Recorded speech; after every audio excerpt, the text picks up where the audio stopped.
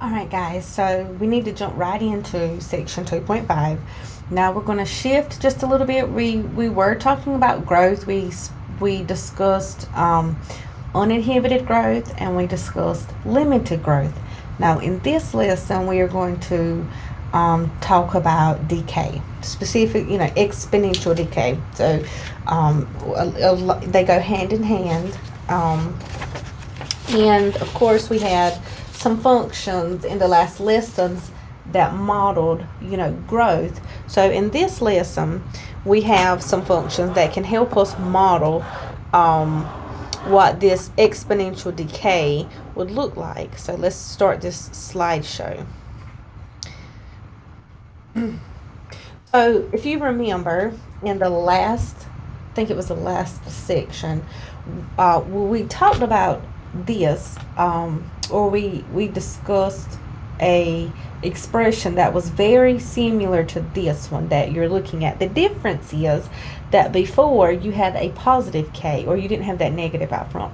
So what this is saying is that the equation of the derivative of p with respect to t, that is going to be equal to, or when that equation is true, so when you have that equal to the opposite of k times p, big P, meaning an equation, a function.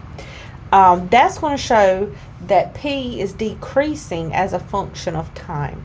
So what we're saying now is, before, where we showed that if we took the derivative of that exponential function, that it would be that K times the function itself. Well, now we're saying that when we have exponential decay, that when we take that derivative every time when it's in this form, what's going to happen is we're going to end up with that negative K times that function. So the function will be there. It's just going to be times that rate, what the rate is. So it's very similar to what we had in previous notes. Now the only thing we want to remember is that this is for exponential decay, and the amount present initially, just like before, is going to be what we call P naught. That is when time is equal to 0. That's what that little 0 is there. That's notating that is the population at our initial time, at our start time. So this is just a model of what our exponential growth looks like and our exponential decay. One has that positive rate where it's increasing, that growth. Today we're going to talk about that exponential decay with that negative k, that negative rate. So we have a theorem where we're going to discuss half-lives. Now I'm not going to write any of this down. You can pause this video and look at what we have, but the decay rate k and half-life t, there's a relationship between those two, and it can be written in a few different ways, and I probably want to write this over to the side because I may use this later and I tend to forget. So I know that kt is going to be equal to the natural log of 2. So that tells me that that rate times your time is natural log of 2, which we've talked about that. So this also tells me that k is going to be equal to the natural log of 2 divided by big T, time. And then time here is going to be equal to the natural log of 2 divided by k. Now I keep saying time, but I want you to pay attention to how it's worded. That t, half-life time, that is our t. I don't know if you can see this, you can't really see it, but that t is our time for our half-life. That's our half-life time. So we have to make sure we understand what that big T stands for. All right, that's our half-life. So make a note of that. So we're going to jump right in. It says that plutonium, let me find my notes so I can read this. Plutonium 239, a common product of a functioning nuclear reactor, can be deadly to people exposed to it. Its decay rate is about 0.0028% per year, and it's asking what is the half-life. So I'm going to dim this again so you don't really see me like we did before. But our half-life, I left this equation here. We know that our half-life is equal to the natural log of 2 divided by K. This is pretty straightforward. And K is that decay rate. All right. So in this, for this particular problem, K is the rate at which we decay. Okay, so keep that in mind. So for this, it's going to be the natural log of 2 divided by, and we're not putting a negative there, we're just putting the rate at which we decay. And that is 0.00000. We have a lot of zeros, 28. That is it. If you have this expression, all we need to do is substitute what we have, and that would give us approximately 24,755, and I'm running out of room again, years. Let me bring this over because I want to make sure that you guys can see all of this. So that's telling me its half-life is over almost 25,000 years. All right, so let's keep going. I'm going to skip this quick check. It's the same idea, but what I can do is I can give you the answer because I think I have them. So the answer to your quick check 1, part A, the answer to that is approximately 30.1 years. So try that. See if you get it. If not, that's a question that you can ask me later. Part B, that would be approximately, throw that approximately in there, 5.3% per day. All right, so that's for you to try. All right, let's keep going.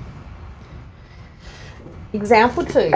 Give me a minute. Let me erase this. The only thing about this board is that it can be very messy. So give me just a second. Can you see that? You can't really see those. Okay, that's clean enough. Example 2. The radioactive element carbon-19 has a half-life of 530 years. So let's write this down. So for what I know is that my half-life, my big T, half-life, is 5,700. I said that wrong, didn't I? 5,730 years. It says the percentage of carbon-14 present in the remains of plants and animals can be used to determine age.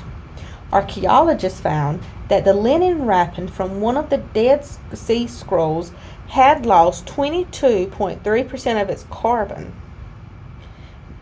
How old was the linen wrapping? So for example 2, what we need, okay, it's asking, it's kind of telling us how much was left in there at some time, right? But we don't know what the time is, like how long those scrolls had been there. We just know how much is left. So before we can do anything, I don't think they don't really give the example right before this, the equation. But what we're going to have to do first is find our rate at which this decays, the carbon. So we can find that by using this equation. K equals the natural log of 2 divided by T. And that tells me that that's going to be equal to the natural log of 2 divided by that 5,730. And if I simplify that, I have my notes here, that's going to give me a really small 0.0001297. So a very small number. That is our K. Now what we want to do is, I'm going to say then, we are going to take that and we are going to substitute that into our function. So if you remember before, we know that if we have our rate of decay, right, then I can create my equation kind of, from that theorem that they gave us from the very beginning. So I can substitute that into my function. So my function is going to be my N naught, right, n sub 0, and that's going to be e to the negative kt. Or in other words, I could also use p is equal to p naught e to the negative kt. That's our function, that's our equation that will model our exponential decay, right? So now I'm going to take my rate here. It says because it is decay, the rate of decay is going to be 1 minus the rate of decay that it gave us in this word problem, which is 22.3%. Well, if I change that to a decimal, that's going to be 0.223. So that tells me that my rate of decay is 0.777. So that tells me that what we have will be, give me just a second, let me make sure I have everything correct. That will be